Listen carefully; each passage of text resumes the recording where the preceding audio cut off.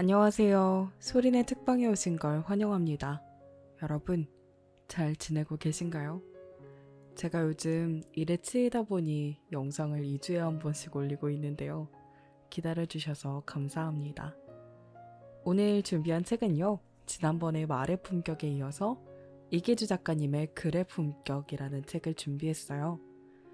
여러분은 글을 읽으면서 위로를 받아보신 적 있으신가요? 혹은 누군가에게 나의 진심을 표현하기 위해 말로 다 할 수 없는 그런 감정을 글로 전해보신 적 있으신가요? 내 마음에 들어차 있는 감정들, 환경, 상황, 다양한 것들을 나의 문장으로 풀어낼 수 있다면 내 감정의 결이 조금 더 다채로워지지 않을까 라는 생각을 합니다. 우리가 타인의 글에 공감하며 위로를 받는 것도, 사랑하는 연인에게 편지로 진심을 전하는 것도, 말로 꺼내지 못하는 것들을 표현할 수 있게 해주는 게 바로 글이기 때문이라고 생각해요. 그리고 그 안에 스며 있는 게 우리의 이야기겠죠. 그럼 이기주 작가님의 이야기, 혹은 그 속에 공감할 수 있는 나의 이야기 시작해볼까요? 오늘도 그 전에 구독, 좋아요 잊지 않으셨죠? 시작해볼게요. 서문부터 들어가 보겠습니다.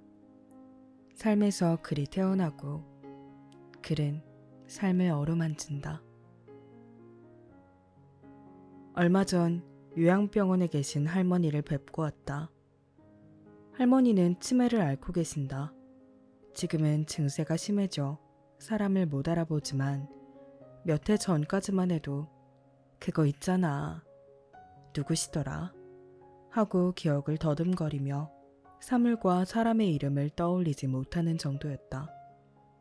병원에서 치매 진단을 받던 날, 할머니는 먼 길을 떠나는 사람처럼 아득한 표정으로 말했다.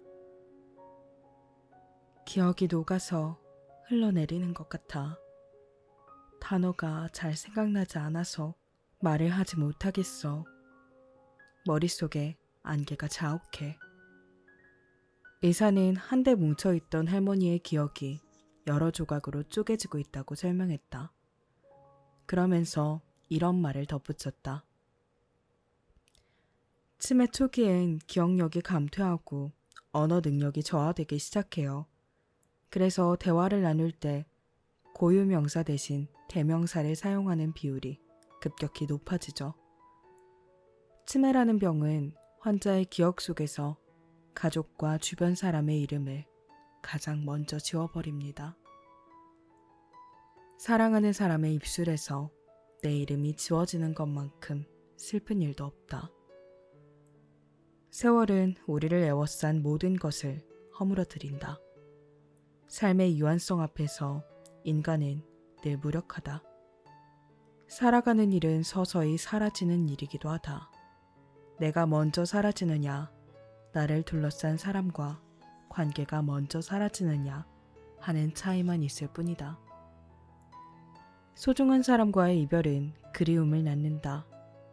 그리움은 대개 시간의 물살에 깎여 차츰 동그래지고 쪼그라들지만 일부는 살아남아 가슴 속을 제멋대로 돌아다닌다. 그리움의 활동 반경이 평소보다 커지는 날이 문제다. 그런 날이면 우린 책 귀퉁이와 일기장에 한때 소중했던 사람의 이름을 끄적이며 눈물을 떨구곤 한다. 그렇게라도 그리움을 쏟아내지 않고서는 견딜 수가 없기 때문이다. 세상살이를 하면서 마음에 새겨지는 온갖 감정의 무늬가 우리의 손끝을 뚫고 나와 문장으로 태어난다. 그렇다. 삶에서 글이 솟아난다. 어쩌면 우리는 저마다의 삶을 연필처럼 움켜쥐고 글을 쓰는지도 모른다. 작가로 살다 보면 글쓰기 내공을 쌓으려면 어떻게 해야 하나요? 라는 질문에 휩싸일 때가 많다. 그때마다 대답을 망설인다. 목구멍으로 말을 삼킨다. 어쩔 수 없이 답을 내놔야 하는 상황이라면 하고 싶은 말에 절반만 한다. 애초에 정해진 답이 없기도 하거니와 글쓰기에 관해 많은 걸 알고 있다고 착각하면 자칫 아무것도 모르는 사람이 되기 때문이다. 난 평생 글을 쓰고 나서 생을 마감할 즈음에야 나만의 답을 조심스레 내놓을 수 있을 듯하다. 다만 나는 문장을 쓰고 매만지는 과정에서 말에 엄품이 있듯 글에는 문격이 있음을 깨닫는다. 사전을 찾아보면 격은 주위 환경이나 형편에 자연스럽게 어울리는 분수나 품이다. 세상 모든 것에는 나름의 격이 있다. 격은 혼자서 인위적으로 쌓을 수 있는 게 아니다. 삶의 흐름과 관계 속에서 자연스레 다듬어지는 것이다. 문장도 매한가지다. 품격 있는 문장은 제 깊이와 크기를 함부로 뽐내지 않는다. 그저 흐르는 세월에 실려 글을 읽는 사람의 삶 속으로 퍼져나가거나 돌고 돌아 글을 쓴 사람의 삶으로 다시 배어들면서 스스로 깊어지고 또 넓어진다. 문득 가물거리는 기억 저편을 더듬어 본다. 우여곡절 끝에 취업을 해서 첫 출근을 하던 날이었다. 현관을 나서며 재킷 안주머니에 손수건이 있는지 확인했다. 꾹꾹 눌러 접은 편지가 손에 잡혔다. 하얀 편지지 한가운데 단촐한 문장이 조각배처럼 떠 있었다. 그동안 애썼다 기주야. 그리고 고맙구나. 현실의 벽 앞에서 갈피를 잃고 버둥거릴 때마다 사랑하는 사람이 건네준 따스한 문장이 나를 꼭 안아주었다. 이날도 그랬다. 어머니가 몰래 넣어둔 편지 한 장이 진종일 내 마음을 포근히 감싸주었다. 깊이 있는 문장은 그윽한 문향을 풍긴다. 그 향기는 쉬이 흩어지지 않는다. 책을 덮는 순간 눈앞의 활자는 사라지지만 은은한 문장의 향기는 독자의 머리와 가슴으로 스며들어 그곳에서 나름의 생을 이어간다. 지친 어깨를 토닥이고 상처를 어루만지는 꽃으로 피어난다. 한 권의 책 안으로 들어가는 문은 하나지만 밖으로 나오는 문은 여럿이 아닐까 생각한다. 책 안에 다양한 샛길이 존재하기 때문이다. 글의 품격을 가로지르는 무수한 활자의 길을 각자의 리듬으로 자유롭게 거닐었으면 하는 바람이다. 길 위에서 무엇을 보고 듣고 느낄지는 오로지 당신의 몫이다. 다만 이 책을 덮은 뒤 당신의 손끝에서 돋아난 문장이 소중한 이들의 가슴에 가 닿으면 좋겠다. 당신이 일으킨 문장의 물결이 당신의 진심을 실어 나르기를 바란다. 여전히 많은 것이 가능하다. 우린 늘 다시 시작할 수 있다.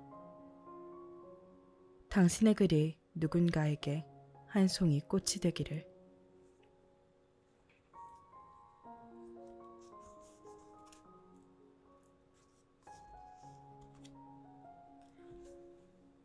첫 번째 글은 도장입니다.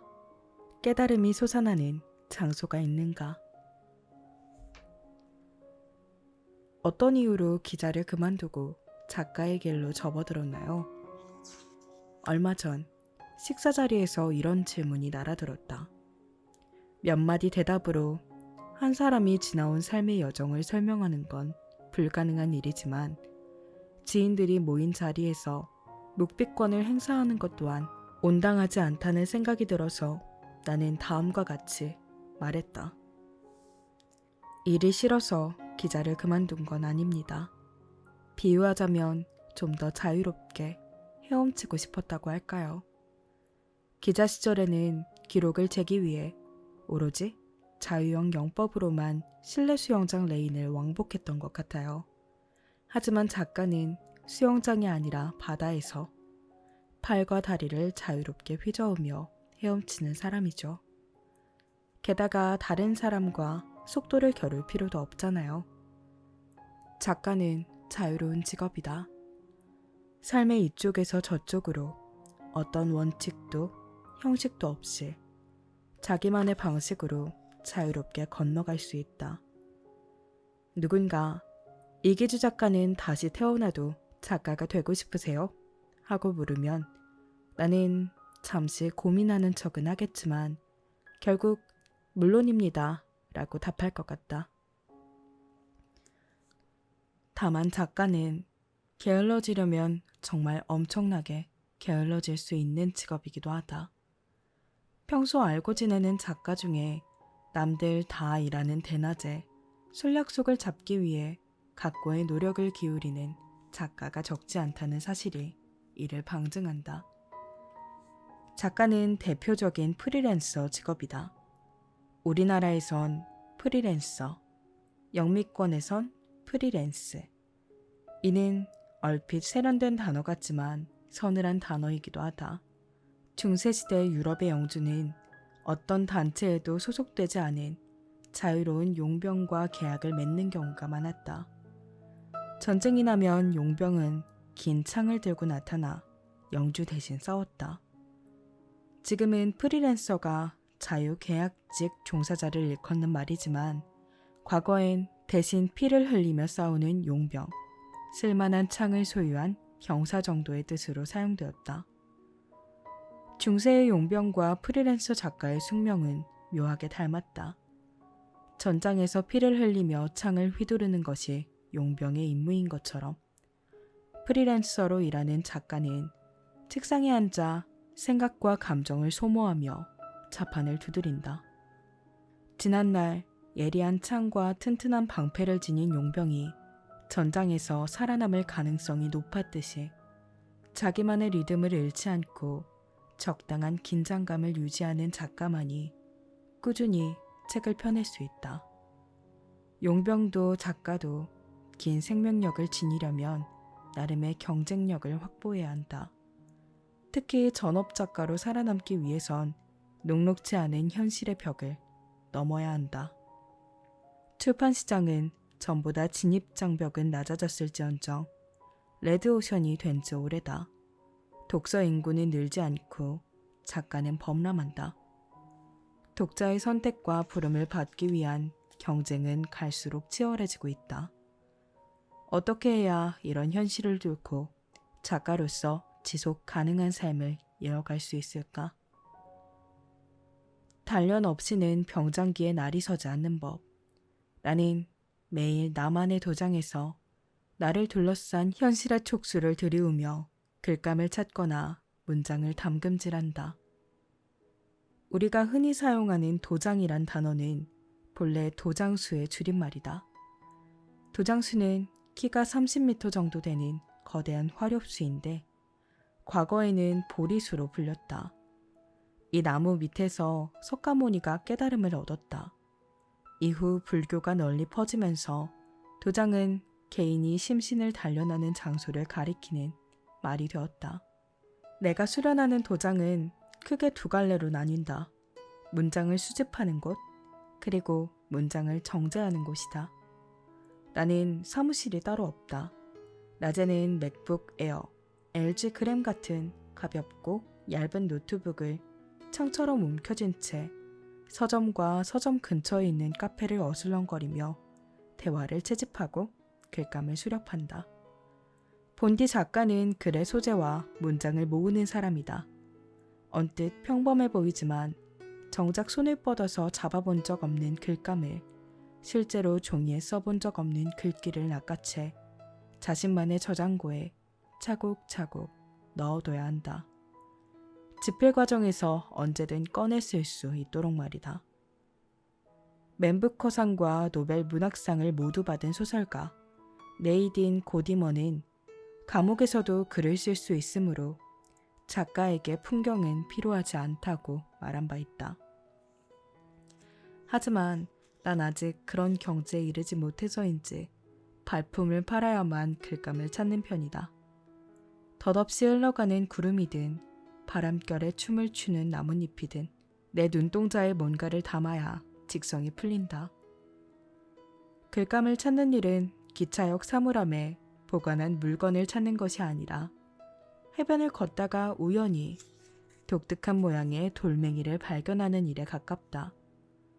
한 곳에 말뚝을 박고 정주하기보다 사막을 떠도는 유목민처럼 자유롭게 장소를 이동할 때 우연 속에서 의미 있는 글쓰기의 재료를 획득할 수 있다. 로맨스 드라마에 자주 나오는 대사 중 좋은 구두는 당신을 좋은 곳으로 데려다 준다는 문장이 있다. 이는 필식 구두 회사가 간접 광고를 할 때 슬쩍 집어넣은 대사가 분명해 보이는데 어쨌든 이를 작가의 입장에서 조금 비틀어도 충분히 말이 될 거라고 본다. 좋은 공간은 작가를 좋은 문장으로 데려다 준다. 물론 좋은 공간의 의미는 단순히 쾌적한 곳이 아니라 몸과 마음이 편안해지는 안식처이자 창의력과 집중력이 향상되는 창작의 공간을 의미할 것이다. 머릿속에서 빠져나온 문장이 손가락 사이로 흩어지지 않고 차분히 쌓이는 곳, 일상에서 얻은 깨달음과 아이디어가 솟아나 등잔 밑이 어둡다는 속담을 가르며 사방으로 쭉쭉 뻗어나가는 곳 말이다. 광화문 사거리에 위치한 포비라는 카페는 내게 그런 장소다. 이렇다 할 생각이나 글감이 떠오르지 않으면 나는 이곳에서 베이글과 커피를 시켜놓고 커다란 통창으로 거리를 내다보거나 카페 안에서 벌어지는 사소한 장면을 관찰한다. 그렇게 한동안 눈과 귀로 주변의 풍경과 소리를 흡수하다 보면 내 안으로 뭔가 의미 있는 것들이 흘러들어오는 느낌이 든다. 언젠가 내 글로 옮겨질 그 무엇이. 카페가 문장을 모으는 도장이라면 서점은 마음을 다독이고 다스리는 도장이다. 특별한 일이 없는 날이면 점심을 먹은 후 노트북을 챙겨 서점으로 향한다. 문학과 인문 코너를 배회하다가 내 책을 읽는 독자가 보이면 슬쩍 인사를 건네기도 한다. 그때마다 정말 이기주 작가 맞죠? 말의 품격을 잘 읽었는데 실천하기는 어렵더군요. 언어의 온도를 보면 페이지마다 잉크 자국이 있는데 그건 어떤 의미죠? 승가는 언제 나와요? 같은 의견과 질문에 휩싸이곤 한다. 그러면 원고를 쓰느라 까맣게 타버린 마음이 환해지는 느낌을 받는다. 어두운 밤길을 홀로 걷고 있는데 누군가 횃불을 들고 나타나 이리 오세요 하고 손짓을 하는 것 같다. 배부르면 눕고 싶고 누우면 자고 싶다는 말이 너무 당연하게 여겨질 때. 그러니까 나태와 게으름이 내 안에서 꿈틀거릴 때도 나는 서점을 찾는다. 책이 빼곡히 적혀있는 서가에는 책뿐만 아니라 세월이 꽂혀있다. 책을 쓴 저자와 편집자와 출판 디자이너와 서점 직원의 시간과 눈물이 뒤엉켜 있는 세월의 덩어리. 세월의 덩어리 앞에서 오만과 교만은 자취를 감춘다. 서가는 늘 나를 겸허하게 만든다. 취재 기자들 사이에선 아이스크림은 녹기 전에 먹어야 한다는 말이 회자한다. 3살짜리 아이도 알 법한 당연한 말이지만 이는 글감의 속성을 단적으로 설명하는 말이기도 하다. 어떤 소재는 너무 오래 묵혀두면 쓸모를 잃고 기억 밖으로 사라진다. 그것이 증발하기 전에 집필, 즉 붓을 잡고 시간을 들여 구체적인 문장으로 전환할 필요가 있다. 아이스크림처럼 스르르 녹아버리기 전에.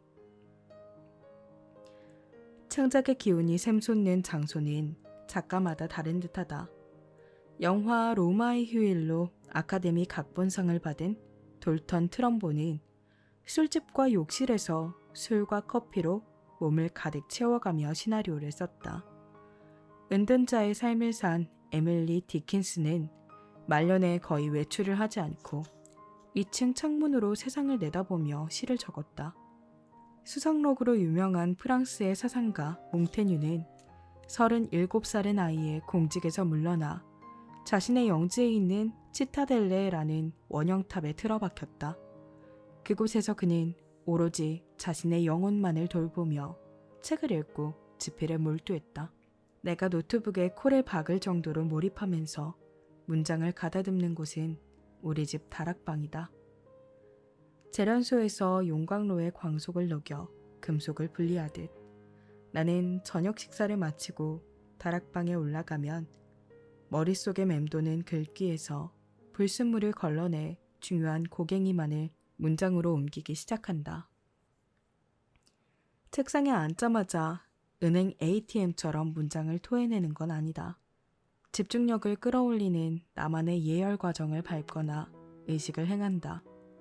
다락방에 들어서면 나는 검은색 수성펜과 적당히 뾰족하게 깎은 블랙윙 연필이 책상 위에 온전히 있는지 확인하고 창문 커튼을 딱 절반만 젖힌다.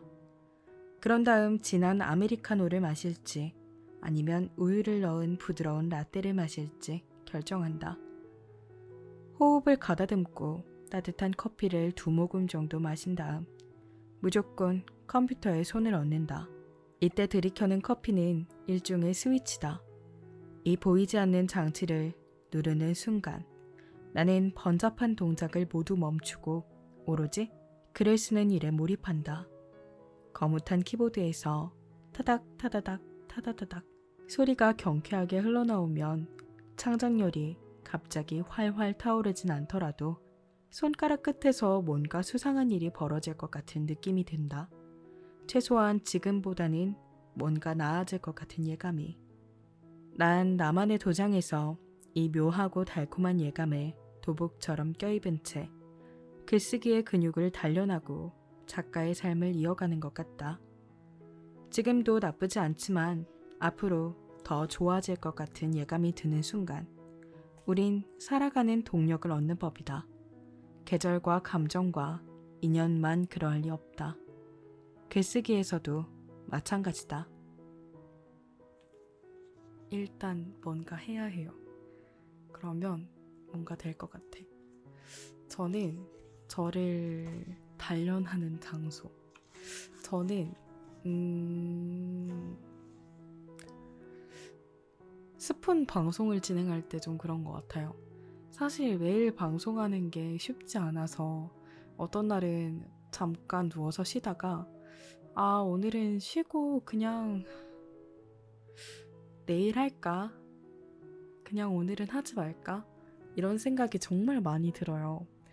근데 이제 또 그러면 그 시간 동안 아무것도 하지 않고 있을 나를 알고 있어서 아니야, 그래도 해야지. 매일 해야지 라고 생각을 다잡고 다시 하는 편이에요.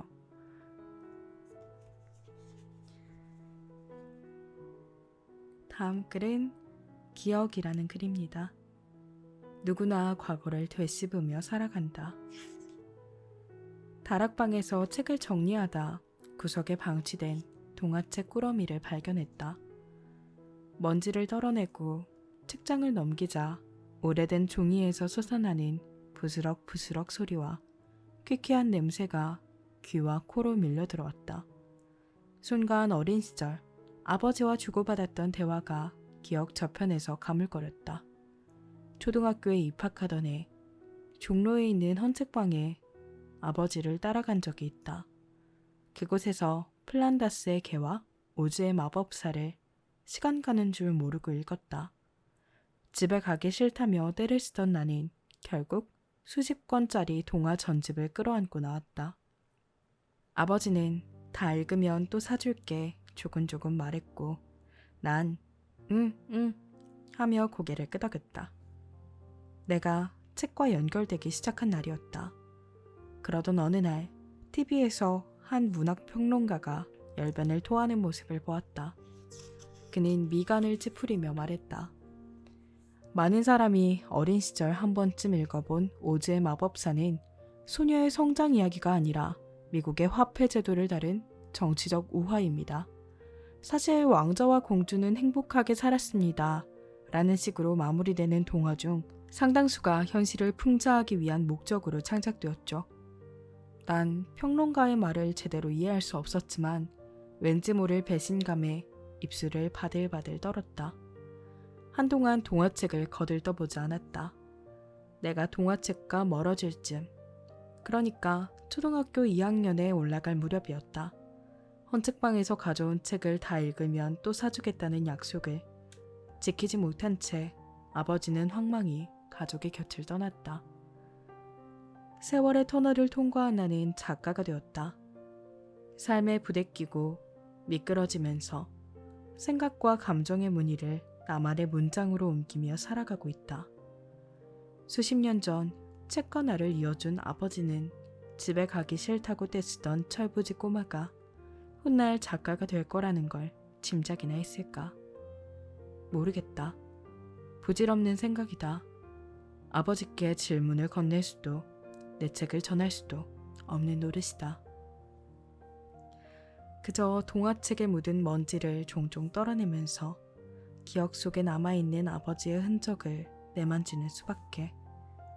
그렇게 슬며시 추억 속으로 빨려들어가 아버지와 함께 걸을 때 종로 거리에 내리꽂히던 맑은 햇살과 늦은 밤 책방을 나서는 순간 세상을 환하게 비추던 보름달을 떠올려 보는 수밖에. 삶은 동사 살다의 어간에 명사형 어미, 미음을 붙여서 만든 명사다. 그저 들숨과 날숨을 번갈아 쉬면서 생명을 유지하는 상태가 아니라 의미와 의지를 갖고 영위해 나가는 동적인 과정이 삶이다. 단, 삶은 유한하다는 불변의 진리 앞에서 인간은 무력한 존재다. 비관적인 시각으로 보면 삶은 죽음으로 향하는 여정이다. 살아가는 일은 서서히 사라지는 일이기도 하다. 내가 먼저 사라지느냐, 나를 둘러싼 사람과 관계가 먼저 사라지느냐 하는 차이만 있을 뿐이다. 사라짐과 헤어짐은 그리움을 낳는다. 이별을 곧바로 결연하게 받아들이는 사람은 드물다. 떠나는 사람의 뒷모습을 바라보며 눈물로 애도하거나 마음속 은밀한 곳에 기억의 서랍을 만들기 마련이다. 이를테면 과거에 대한 향수는 기억의 맨 윗칸에, 사랑했던 사람에 대한 미련과 끝내 전하지 못한 마음은 한가운데 칸에, 하늘로 떠나보낸 부모와 자식을 향한 애틋함은 제일 아래 칸에 꾹꾹 눌러 담으면서 말이다. 그런 면에서 기억과 어울리는 동사는 있다가 아니라 접다가 아닐까 하는 생각도 든다. 세월의 흐름 속에서 자연스레 잊히는 기억이 있지만 사랑과 이별로 얼룩진 기억만큼은 종이약처럼 곱게 접힌 채 마음속 한 구석에 보관되니 말이다. 마음의 밑바닥에 접어둔 기억은 살아가는 동안 숱한 계기에 의해 수없이 되살아난다. 기억은 돌돌 말아서 반듯하게 정리해 놓은 속옷이 아니라 살아있는 생물 같아서 때때로 제자리를 벗어나 마음속을 제멋대로 돌아다닌다. 기억의 활동량이 급격히 늘어나는 날이 문제다. 쓰디 쓴 기억이 가슴에 새겨진 상흔을 들쑤시는 것도 모자라 머릿속에 꽉 들어차 몇 날 며칠이고 꼼짝하지 않을 때가 있다. 그러면 기억에 스며있는 삶의 비애와 상처까지도 골마 터지고 만다. 인간의 삶을 지탱하는 것들은 시간의 물결에 올라타서 흐르지 않고 한 곳에 고여있다 보면 끝내 썩어버린다고 나는 생각한다. 일정한 공간을 차지하고 질량을 갖는 물질만 그런 게 아니라 눈에 보이지 않지만 인간의 심리와 기분에 영향을 미치는 정서적 요소야말로 그렇지 않나 싶다. 적절한 시점에 적당한 양을 방출해야 한다. 마음 안쪽에서 썩어 문드러지지 않도록. 이런 이유로 우린 한때 소중했던 사람에 대한 그리움에 밤잠을 이루지 못하는 날이면 그 사람이 곁을 떠나는 순간 마지막으로 건네준 눈빛을 생각하며 눈물을 쏟아내고 안 쓰던 일기를 쓰거나 책 귀퉁이에 낙서를 끼적이는 게 아닐까. 그렇게라도 그리움을 토해내야 하기에 그래야 견딜 수 있기에. 줄리언 반스의 소설을 읽다가 회한이라는 말은 정서적으로 한 번 더 깨무는 행위를 뜻한다는 문장에서 한참을 머문 적이 있다. 우린 종종 지난날을 후회하며 탄식한다. 회한에 젖고 또 젖으면 입술을 깨물고 눈물을 삼킨다. 회한이 없는 사람은 없다. 누구나 과거를 되씹으며 살아간다. 회한의 마음에 한탄과 후회에 그치지 않고 성찰과 통찰로 이어지는 경우도 덜어 있다. 필설양면에 걸쳐 위려하고 품격 있는 언어를 구사하는 윈스턴 처칠의 회고록이 좋은 예다. 전문적으로 글을 쓰는 사람들 사이에서 농반 진반으로 오가는 말이 있다. 기자의 글은 건조해서 재미없고 학자의 글은 현학적이라서 재미가 없는데 더 심하게 재미없는 글은 정치인이 쓴 글이다. 물론 편견이다. 이 편견의 어퍼컷을 제대로 날린 사람이 바로 처칠이다. 뛰어난 연설가이자 통찰력 있는 문필가였던 그는 전후 6년간 집필한 회고록 제2차 세계대전으로 노벨 문학상을 받았다. 회고록은 지나간 일을 돌이켜 생각하며 적은 글이다. 저자의 기억에 의존할 수밖에 없다. 인간의 기억은 얼마든지 거짓을 진실로 포장할 수 있다. 기억 때문에 기록이 무시되거나 조작되기도 한다. 따라서 본인에겐 관대하지만 반대 세력엔 편협한 잣대를 들이대는 회고록이 태어나는 경우가 적지 않다. 그러나 처칠의 회고록에는 승자의 우쭐함이 배어있지 않다. 처칠은 춘풍추상의 마음가짐으로 펜을 들었다. 이는 명나라의 문인 홍자성이 쓴 책은담에 나오는 대인춘풍 지기추상에서 나온 말로 남을 대할 때는 봄바람처럼 부드러워야 하고 자신을 대할 때는 가을 서리처럼 엄격해야 한다는 뜻이다. 총 6권에 이르는 제2차 세계대전에는 처칠이 전장의 한복판에서 건져 올린 통찰과 인류사의 재앙을 막지 못했다는 회한이 품격 있는 문장으로 아로 새겨져 있다. 문명과 전쟁, 인류에 대한 그의 성찰은 루스벨트 미국 대통령과 대화를 나누는 장면에서 극명하게 드러난다. 처칠은 다시는 전쟁의 참화가 일어나선 안 된다는 것을 강조하기 위해 다음과 같은 문장을 마치 후대에 남기는 이정표처럼 세워놓았다.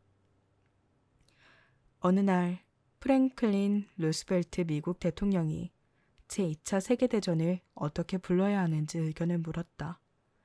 나는 즉시 불필요했던 전쟁이라고 답했다. 크리스토퍼 놀란 감독의 영화 메멘토는 아내의 죽음으로 인한 충격으로 단기 기억상실증에 걸린 남자의 이야기다. 남자는 10분밖에 지속하지 않는 기억을 붙잡기 위해 폴라로이드 카메라로 사진을 찍어 기록을 남기고 몸 구석구석에 문신을 새긴다. 그는 복수를 다짐하며 읊조린다. 현재 나를 알려면 기억이 필요하다. 사정은 다르지만 나 역시 메멘토의 주인공처럼 추억 밖으로 밀려나는 순간들을 향해 몸과 마음을 뻗어가며 기억의 고삐를 틀어지고 글을 쓴다. 기억을 덜어내 원고지를 한 칸 한 칸 채워나간다. 서정주 시인의 말을 빌리자면 내 문장을 키운 것은 파라리 기억이다. 인간은 기억이라는 감옥에 갇힌 수인이라고 해도 과언이 아니다. 감히 기억 밖으로 도망칠 수 없다. 한마디로 행행본처, 지지발처다. 간다 간다 해도 본래 그 자리, 왔다 왔다 해도 겨우 출발한 자리다.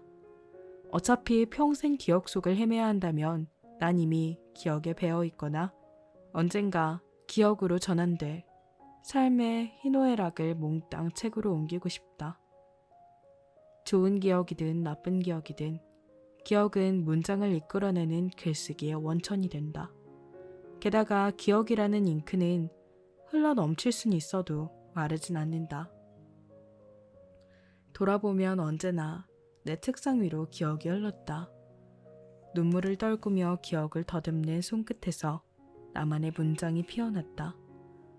그러므로 내가 쓴 책은 내 기억의 집합체이며 내 문장은 내 기억을 실어나르는 배다. 그 배에 실린 기억이 독자라는 육지에 닿아서 내가 겪은 아픔을 이기주 작가도 겪었구나. 비슷한 슬픔의 무게를 견뎠구나 하는 공감으로 거듭난다면 작가로서 더할 나위 없을 것이다. 글쓰기는 비슷한 아픔을 지닌 사람에게 문장을 건네며 말을 걸어보는 일인지 모르기 때문이다. 혹시 당신도 그랬나요? 한때 눈물을 다 써버릴 정도로 아팠던 기억이 있었나요? 라고 말이다. 다음 글은 개성입니다. 문장을 날아오르게 하는 날개. 조선시대에는 제주도를 원악도로 부르곤 했다. 한양에서 가장 멀리 떨어진 유배지였기 때문이다. 중죄를 지은 자들이 평생 갇혀 지낸 섬이 세월이 흘러 천혜의 경관을 자랑하는 관광 명소가 됐으니 역사의 아이러니가 아닐 수 없다. 몇 해 전 겨울이었다. 추사 김정희가 유배 생활을 한 제주도 서귀포시 대정읍에 가족과 함께 다녀왔다. 날씨가 흐리고 으스스했지만 언제 또 올 수 있을까 하는 생각에 옷깃을 여민 채 마을 곳곳에 퍼져있는 추사의 흔적을 되짚었다. 길을 걷다 보니 빨래가 바람에 나부끼는 모습이 눈에 들어왔다. 정처 없이 흔들리는 옷가지를 바라보며 어머니가 말했다. 빨래가 슬프게 춤을 추는구나. 어머니가 내뱉은 말이 허공으로 뿔뿔이 흩어지는 순간 내 입술에서도 무심결에 짧은 문장이 튀어나왔다. 네, 집마다 그리움이 흔들리는 것 같아요. 당신 아닌 사랑했던 사람과 헤어진 지 얼마 되지 않았다. 한때 소중했던 그녀는 나와 이별하면서 소중한 무언가를 내게 남겨두었다.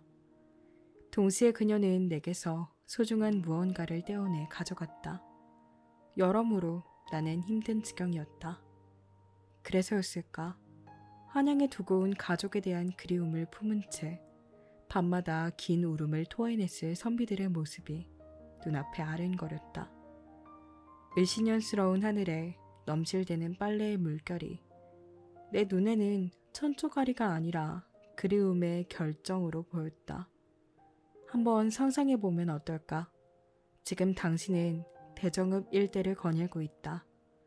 주변을 보니 금방이라도 비가 쏟아질 듯한 하늘은 어두컴컴하고 집마다 걸린 빨래는 상하 좌우로 격하게 펄럭인다. 이를 본 당신은 사진을 찍어 SNS에 짧은 문장을 올리려 한다. 어떤 글귀가 떠오르는가? 굳이 빨래가 걸려있다는 문장의 얼개를 흔들지 않더라도 보통 명사 자리에 추상 명사를 넣거나 서술어를 교체해서 얼마든지 새로운 표현을 만들 수 있을 것이다. 모르긴 몰라도 실언의 아픔을 겪은 경우라면 하늘에 그리움이 걸려있다는 문장을 연상할 수 있을 테고 동물과 사물을 의인화해서 표현하기 좋아하는 사람은 빨래들이 사납게 으르렁거리네 라는 문장을 적을 테고 경무에 시달리다 몸과 마음의 쉼을 얻기 위해 연차를 내고 제주도를 방문했다면 빨래가 자유롭게 펄럭인다는 문장을 떠올릴지 모르겠다. 가, 하늘에 그리움이 걸려있다. 나, 빨래들이 사납게 으르렁거린다. 다, 빨래가 자유롭게 펄럭인다. 세 문장 가운데 어느 것이 가장 정확한 표현인가? 어리석은 질문이다. 글쓰기라는 영역은 물론 삶에서도 이런 질문은 성립하지 않는다. 사람은 똑같은 풍경 앞에서 저마다 다른 것을 보고 다른 감정을 느낀다. 눈으로 스며든 하나의 풍경은 각자가 지닌 선입견이나 기분과 맞물려 머리와 가슴에서 순식간에 다른 정경과 상황으로 변모한다. 자연의 풍광처럼 보이는 것만 그런 것은 아닐 것이다. 사람과 사람 사이에서 무수한 갈등과 오해를 불러일으킨 진실이야말로 그렇지 않을까. 우린 진실이라는 커다란 거울에서 떨어져 나온 조각을 각자 유리한 입장에서 바라본 뒤 내가 진실을 알고 있어 라고 힘주어 말하곤 한다. 깨지기 전 온전한 상태의 거울을 한 번도 본 적이 없으면서 말이다. 어쩌면 인간은 제각기 다른 위치에서 다른 눈을 치켜뜨며 생을 살아가는지 모른다. 보는 행위에도 나름의 유형과 갈래가 있다고 할까. 우선 어떤 대상을 아무 목적 없이 보는 건 시이라고 할 수 있겠다. 영어로는 룩겟이다. 사물과 현상을 유심히 들여다보는 것은 차린이 와치쯤 되지 않을까 싶다. 영화 아바타에는 I see you라는 대사가 나온다. 시는 견이다. 특별한 의도와 관심을 가지고 상대를 진득하게 바라보는 행위다. 수리부엉이처럼 맞은편을 뚫어지게 응시하면서 핵심을 파악하는 것은 관이다. 사물의 본질을 감지하는 것이므로 퍼시브에 해당한다. 이는 단순히 눈길을 모아 바라보는 것이 아니라 주관이라는 인식의 틀로 상대를 끌어와서 판단하고 이해하는 것까지 아우르는 개념이다. 주관은 빛의 굴절과 분산을 일으키는 프리즘처럼 고유한 각도로 세상을 받아들이는 주체적 견해다. 주관이 스며든 글에는 작가의 개성이 묻어난다. 글쓴이의 독특한 꺾임 혹은 일종의 각이 느껴진다고 할까. 이 각이 살아있는 문장은 독자의 호기심을 자극한다. 예컨대 극도의 단문으로 밀어붙이는 정유정의 흡입력 있는 서사, 고요하면서도 때론 숨이 막힐 정도로 아름다운 한강의 문장, 강건하고 비장미 가득한 김훈의 문체는 독자를 책에 몰입하게 만든다. 글쓰기는 개성이라는 노를 저어 첫 문장에서 마지막 문장 사이의 바다를 건너가는 일이다. 개성이 부족한 작가는 지면과 화면이라는 망망대해에서 표류할 수밖에 없다. 개성이라는 그릇에 푹 담갔다가 나온 문장과 그렇지 않은 문장은 독자의 가슴에서 다른 방향으로 흐른다. 유튜브에서 2분 남짓한 영상을 본 적이 있다. 내용은 이렇다. 유럽의 어느 광장. 한 사내가 나는 시각장애인입니다. 도와주세요. 라고 적힌 팻말을 들고 동냥을 한다. 행인들 반응이 신통치 않다. 동냥 그릇은 텅텅 비어있다. 잠시 뒤 검은 선글라스를 쓴 여인이 다가와 문장을 수정하고 호련히 사라진다. 반전이 일어난다. 앞다퉈 지갑을 여는 게 아닌가. 팻말에는 다음과 같은 글귀가 적혀 있었다. 아름다운 날입니다. 하지만 난 볼 수가 없네요. 나는 시각장애인입니다. 도와주세요. 나 아름다운 날입니다. 하지만 난 볼 수가 없네요. 두 문장의 문의와 온도는 사뭇 다르다. 사내가 거짓말쟁이가 아니라면 가는 객관적인 사실을 문장으로 옮긴 것이다. 선으로 치면 직선이다. 꺾이거나 구분대가 없다. 직선처럼 고된 문장은 정직하게 그지없다. 정직함으로 의외성은 부족하다. 충분히 예측이 가능하다. 이와 달리 나는 곡선을 닮은 문장이다. 직접 말하지 않고 돌려 이야기한다. 문장을 쪼개보면 아름다운 날입니다는 기상 상태를 판단하고 형용하는 것이므로 사실인 동시에 해석이다. 뒷부분에 하지만 난 볼 수가 없네요에는 아름다운 날을 직접 눈으로 확인할 수 없다는 아쉬움과 체념이 오롯이 녹아있다. 어쩌면 바로 이 표현이 행인들의 마음 한구석을 저릿하게 만든 게 아닐까? 알면 알수록 점점 모르는 게 많아지는 영역이 있다. 글쓰기야말로 퇴적과 침식작용을 동시에 당한다. 바지런히 쓰다 보면 글쓰기의 내공은 퇴적물처럼 쌓이기 마련이다. 하지만 자신의 수준이 남보다 뛰어나다는 착각에 사로잡혀 글쓰기를 우습게 여기는 순간 오랜 세월 쌓은 문격은 허무하게 무너지고 어렵게 다진 내공은 오만의 물살에 깎여 떨어져 나간다. 그래서 작가나 기자처럼 글을 짓는 일을 업으로 하는 이들은 갈수록 글쓰기가 어렵다고 토로하는 게 아닐까 싶다. 물론 여기서 어렵다는 말은 정말 어렵다는 뜻이라기보다는 점점 글 쓰는 일 자체가 엄숙하고 무겁게 다가온다는 의미일 테지만 말이다. 아마 이 글을 읽는 독자 중 상당수는 글을 익히는 과정에서 재능의 한계와 무력감을 느낀 적이 있을 것이다. 그런 경험이 전혀 없는 글쓰기 천재라면 이 책을 펼칠 일도 없었겠지. 천재는 무력한 감정이나 열패감 따위는 느끼지 않는다. 천재는 시간의 벽을 허물고 시작과 끝을 넘나드는 존재. 한마디로 과정이 없는 사람이기 때문이다.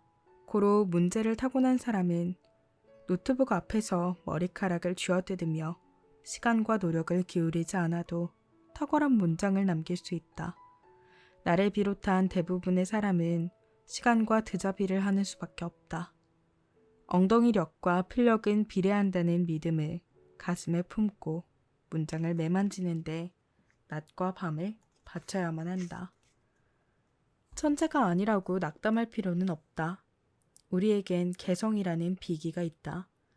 평범한 문장도 얼마나 독특한 방식으로 꺾고 자르고 꿰매느냐에 따라 얼마든지 비범한 문장으로 탈바꿈할 수 있다. 개성은 문장을 떠오르게 하는 날개다. 주관이라는 날개 축지에서 돋아나는 개성을 날개처럼 퍼덕이는 순간 모음과 자음은 율동하기 시작하고 단어는 추진력을 얻어 앞으로 나아간다. 단어에 가해진 추진력이 문장과 문단을 떠오르게 하는 양력을 발생시키면 어느 순간 한 편의 글은 중력을 이겨내고 붕 떠올라 독자를 향해 날아간다. 정신분석가 카를 구스타프 융은 인간의 정체성을 찾아가는 과정을 개성화라고 정의했다. 개성화의 반대는 뭘 개성화일까? 글쓰기에선 스스로 개성을 의심하고 억누르는 것이야말로 개성화의 반대가 아닐까 싶다. 글을 써나가는 과정에서 개성화를 실현하려면 자신이 건너온 세월을 신뢰해야 한다. 지나온 제 삶을 부정하면서 개성 있는 문장을 구사하는 사람을 나는 아직 보지 못했다. 개성의 주된 성분은 시간이다. 인생의 모든 걸 녹일 수 있는 세월이라는 용매에 각자의 취향과 가치관과 경험을 풀어놓고 휘휘 저어서 특유한 빛깔의 용액을 얻게 되면 우린 그걸 개성이라고 부른다. 누군가 날 붙잡고 믿음, 소망, 사랑 중에 제일이 무엇이죠? 하고 물으면 난 1초의 망설임도 없이 작가라면 당연히 믿음이죠 라고 답할 것이다. 짧지 않은 무명 시절 동안 내가 펜을 들고 버틸 수 있었던 이유는 내 문장에 깃든 개성에 대한 믿음을 한순간도 잃지 않았기 때문이다. 개성을 잃지 않았다. 개성, 유튜브 관련된 교육을 듣거나 아니면 뭔가 창작 활동을 하는 것에 대한 교육을 들을 때마다 느끼는 건데요. 모두 자기만의 개성이 필요하다라고 이야기하는데 나만의 색깔, 나만의 표현 방법 이런 걸 찾아가는 과정이 참 어렵게 느껴지더라고요. 저는 좀 이것도 저것도 아닌 선에 있지 않나? 라는 생각이 들 때 자신감이 좀 떨어지는데요. 그럴 때 내가 가지고 있는 나만의 색깔이 뭘까? 라는 생각을 하는 시간을 가지면 확실히 도움이 되더라고요.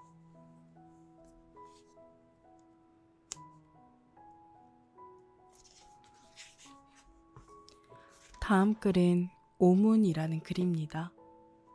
세상의 더러움에 오염된 문장.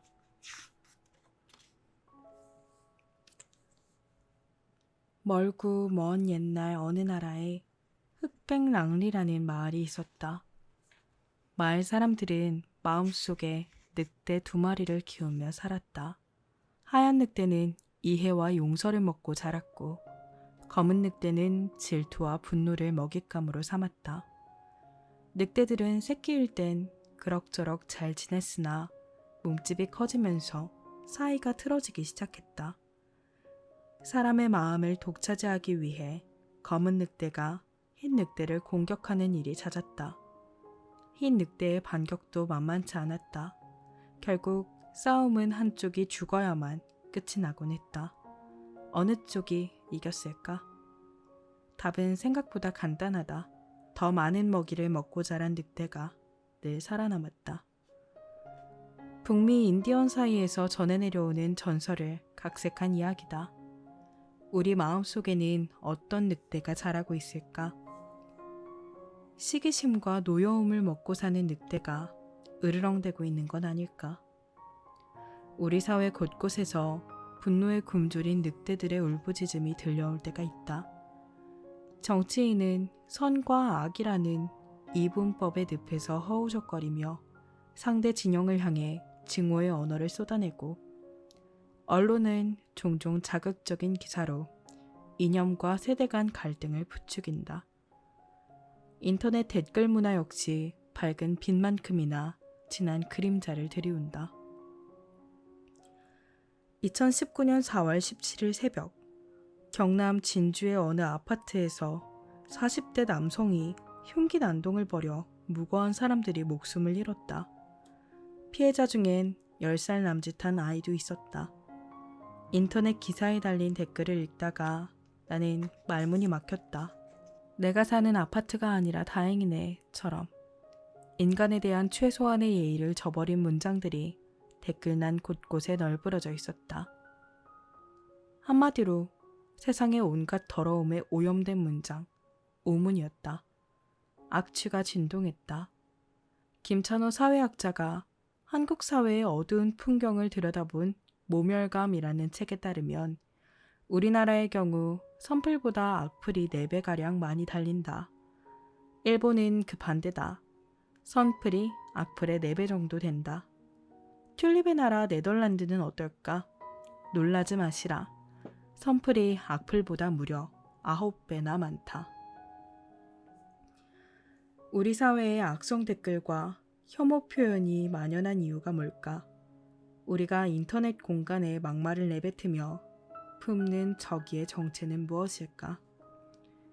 악플을 압축 성장의 후유증으로 진단하는 사회학자가 있는가 하면 치열한 경쟁에 내몰린 이들이 느끼는 좌절감과 열패감이 인터넷 공간에서 언어적 폭력의 형태로 표출되는 것으로 분석하는 심리학자도 있다. 조금 다른 시각도 존재한다. 악플의 뿌리에 분노가 자리 잡고 있다는 분석이다. 흔히들 한국인의 고유한 질병으로 화병을 꼽는다. 한국인의 화는 쉽게 풀리는 법이 없다. 마음속 한 구석에 한의 형태로 남아 끈질기게 생명을 이어나간다.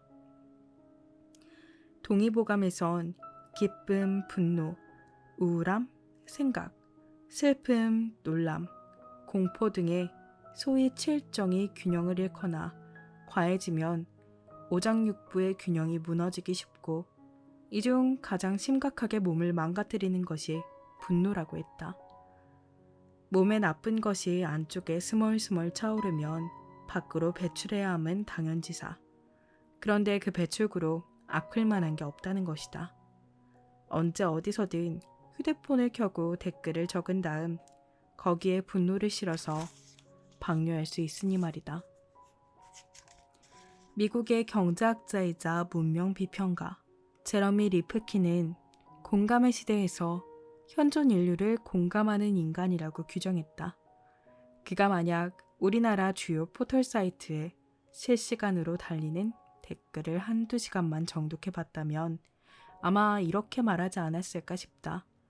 현존 인류는 공감하는 인간인 동시에 키보드라는 무기로 공격도 하는 인간이다. 사실 동양 문화권에선 이미 오래전부터 댓글과 유사한 형태의 문화가 존재했다. 옛날에는 기록물을 제작할 때 대나무 조각을 끈으로 엮어 만든 책에 글자를 새기거나 종이와 비단에 문장을 적은 후 두루마리 형태로 말아서 보관했다. 이 두루마리를 권 또는 권자라고 칭했다.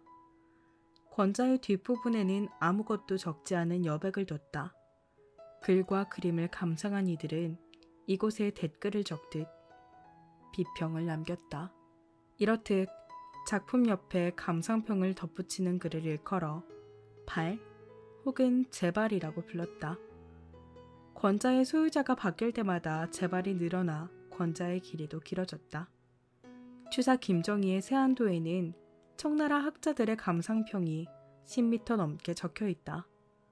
작은 초가집 주변에 메마른 소나무와 잣나무가 꼿꼿하게 서 있는 세안도는 선비의 지조와 절개를 표현한 작품이다. 그림을 처음 건네받은 사람은 추사의 제자이자 역관인 이상적이다. 그는 청나라를 드나들며 책을 구해 유배지에 있는 추사에게 전해주곤 했다. 추사는 고마운 마음을 표현하고자 세안도를 그려 선물했고 이상적은 이를 청나라 문인들에게 보여줬다. 세안도에 감탄한 문인들이 그림 옆에 송시와 찬문을 적었다. 청의 사법부 관료였던 오찬은 변하지 않는 절의를 배우고 익혀 현인을 본받는다는 문장으로 추사의 솜씨와 절조를 칭송했다. 청나라의 문인들은 알고 있었던 모양이다. 예술의 국적을 따지는 건 무의미하다는 것을. 그리고 진정한 비평은 상대를 존중할 때 완성된다는 것을 말이다. 얼마 전 영품문고 용산점에 볼 일이 있었다. 지팡이를 짚고 나란히 걸어가는 노부부가 보였다. 할아버지와 할머니가 걸음을 옮길 때마다 두 지팡이가 닿을 듯 말 듯 아슬아슬했다. 이내 지팡이끼리 탁 하고 부딪히는 소리가 들렸다. 그 소리는 내가 아직 가보지 않은 아득한 세월의 건너편에서 솟아난 것처럼 느껴졌다. 차에 시동을 걸면서 나는 이런 생각을 했다. 누군가와 함께 걷는다는 것은 그저 속도를 맞추는 게 아니라 서로의 차이를 이해하기 위해 노력하되 끝내 이해하지 못하면 서로 부딪히는 것까지 감내하는 게 아닐까. 타인은 원뿔과 닮았다. 보는 각도에 따라서 다르게 보인다. 이를 무시한 채 한쪽에서 삼각형이라고 주장하고 다른 한쪽에선 원이라고 박박 우기면 둘의 의견은 영원히 만나지 않는 평행선처럼 교점을 찾지 못한다. 서로 다르다는 이유만으로 상대를 향해 폭언과 욕설을 내던지면 일시적으로 분노를 배출할 수 있을지 모르지만 문장을 쏟아낸 마음의 언저리는 곪을 수밖에 없다. 오염 처리 없이 폐수를 방류하는 공장 주변의 땅이 시커멓게 썩어버리듯 말이다. 슬픈 일이다. 주역에 이르기를 서부 진언이라 했다. 글로는 말하고 싶은 것을 다 적을 수 없다는 것이다. 글은 종종 무력하다. 문장이 닿을 수 없는 세계가 엄연히 존재한다. 그러므로 글쓰기가 지닌 한계와 무게를 알고 글을 적어야 한다. 오늘날 분노를 머금고 우리 손끝에서 태어나 인터넷 공간을 정처 없이 표류하는 문장들이 악취를 풍기는 이유는 우리가 아무 망설임 없이 지나치게 빠른 속도로 글을 토해내기 때문인지 모른다. 세상사에 너무 즉각적으로 반응하면서 글을 휘갈기다 보니 문장에 묻어있는 더러움과 사나움을 미처 털어내지 못하는 것이다. 말수가 적음을 뜻하는 한자 눌은 말하는 사람의 안에서 말이 머뭇거리는 것을 가리키는데 이는 신중하게 말하는 자세를 뜻하기도 한다. 글쓰기에서도 때론 머뭇거림이 필요하다. 쓰고 싶은 욕망을 억눌러 문장에 제동을 걸 줄 알아야 한다. 어쩌면 지금 우리에게 필요한 건 달필의 능력이 아니라 눌필의 품격이 아닐까? 말을 정제한다는 게 굉장히 중요한 일인데 편한 사람들과 이야기를 할수록 너무 당연하게 그냥 툭 내뱉어 버리는 말들이 있는 것 같아요. 그 말을 주의하기 위해 신경을 써야 하는데 더 노력해 보겠습니다. 오늘의 마지막 글 읽어볼게요. 퇴고. 삶과 글이 그리는 궤적은 곡선이다 라는 글입니다.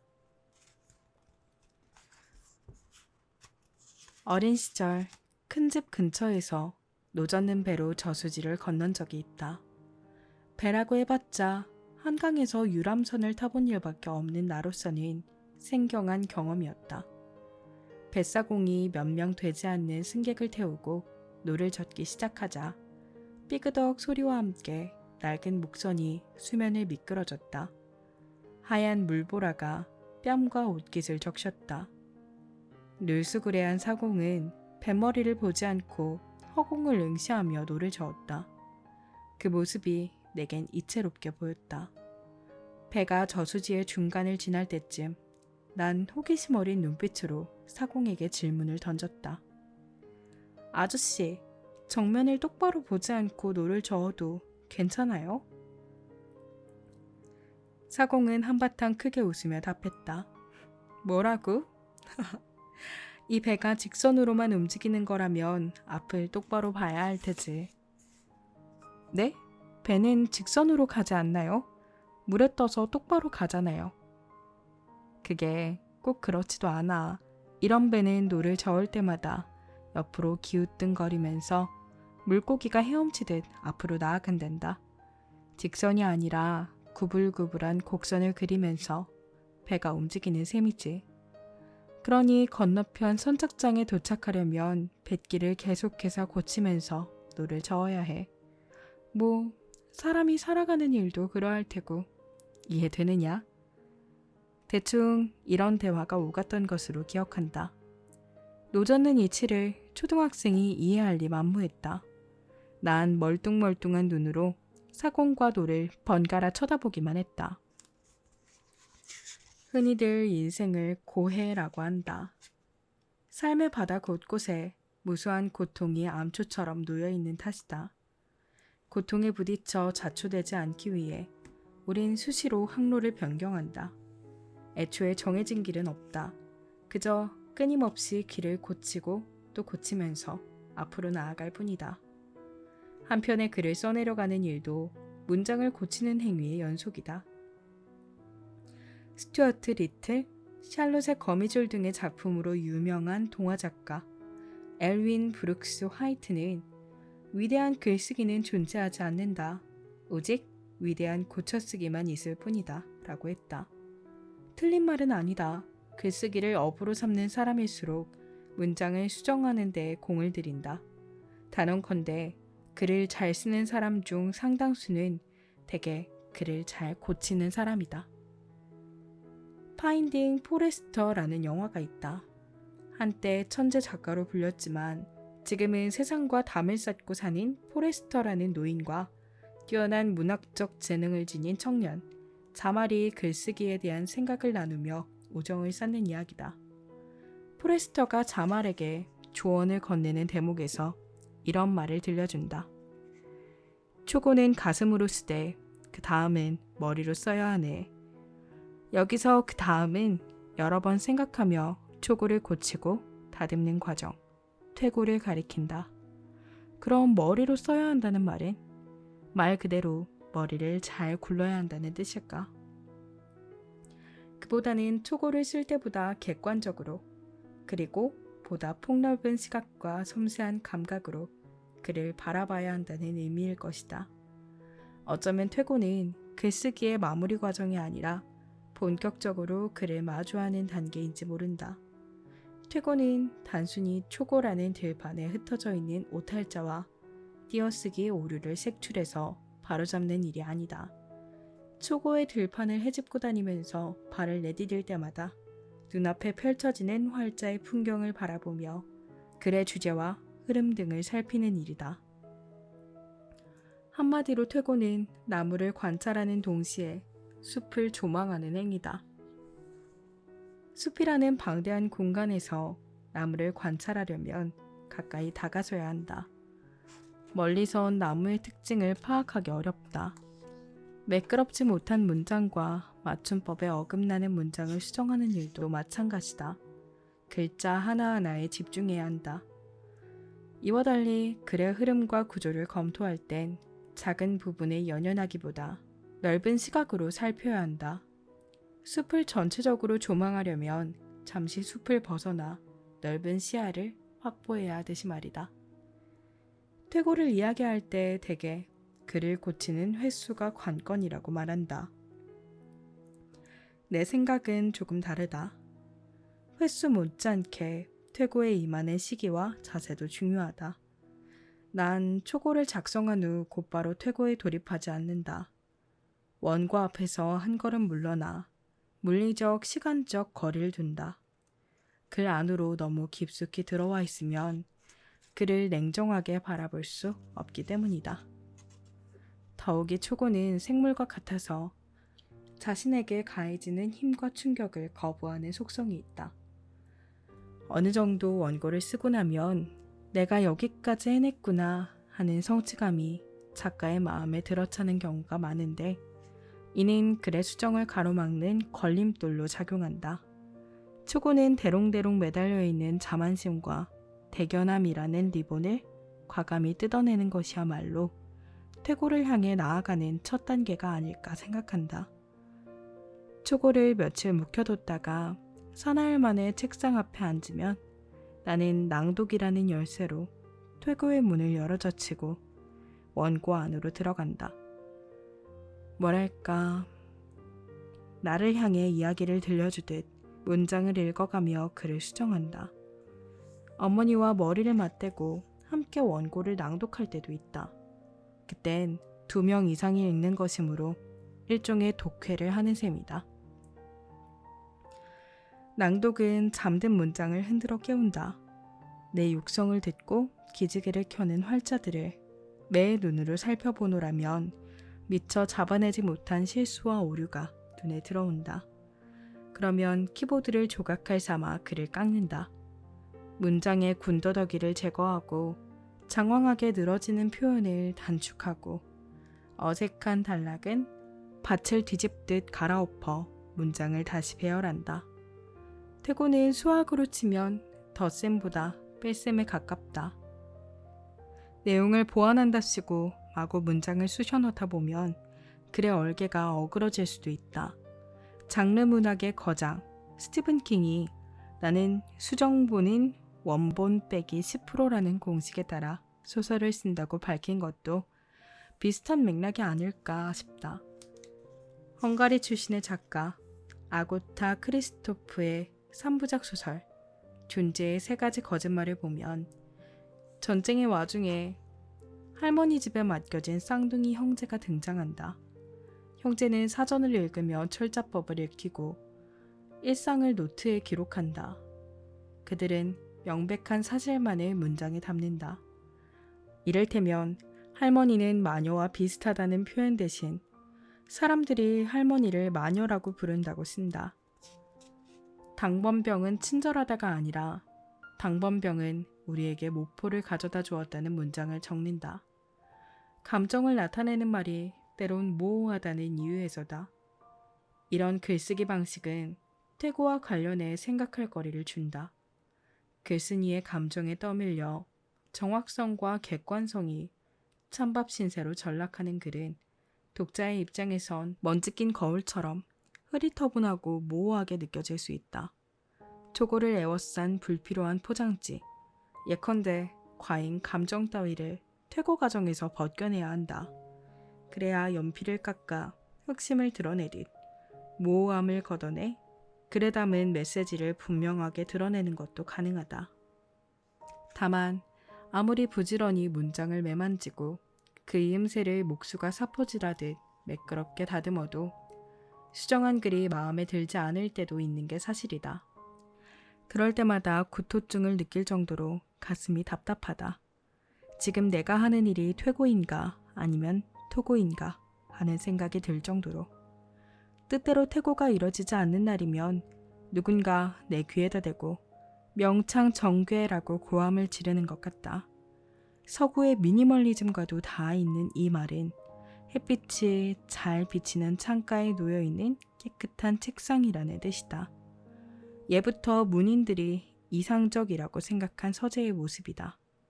어디 서재뿐이랴. 퇴고를 거친 문장이야말로 정갈해야 한다. 우린 지면과 화면의 경계가 희미해진 세상에 살고 있다. 독자는 종이책을 넘기며 글을 읽기도 하고 컴퓨터와 휴대폰으로 활자를 음미하기도 한다.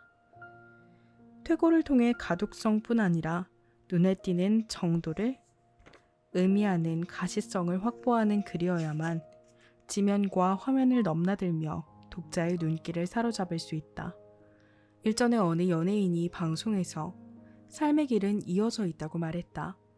일찌감치 삶의 질곡과 부침을 겪은 듯한 인물의 입에서 나온 말이기에 하던 일을 멈추고 귀담아 들었다. 한창 잘 나갈 때는 이 길과 저 길이 다른 것 같았어요. 그래서 좋은 길만 가려고 했죠. 나중에 불행을 겪고 나서야 뒤늦게 깨달았어요. 실은 삶의 모든 길이 이어져 있다는 것을. 그의 말처럼 정말 인생의 여러 길이 연결되어 있을까? 하기야 서로 다른 길을 택한 사람들이 어느 날 우연히 만나게 되고 길을 잘못 들어선 줄 알았는데 어느 순간 원래 자리로 돌아오게 되는 걸 보면 딱히 틀린 말도 아닌 것 같다.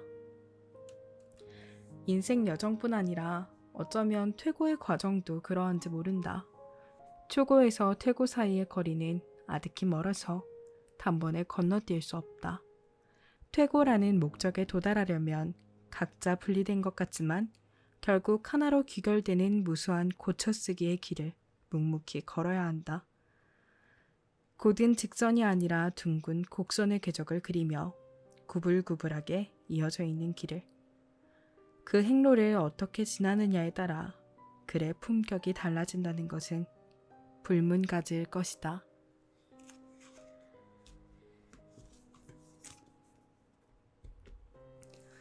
저는 사실 말보다 더 많은 걸 표현할 수 있는 게 글이라고 생각해요.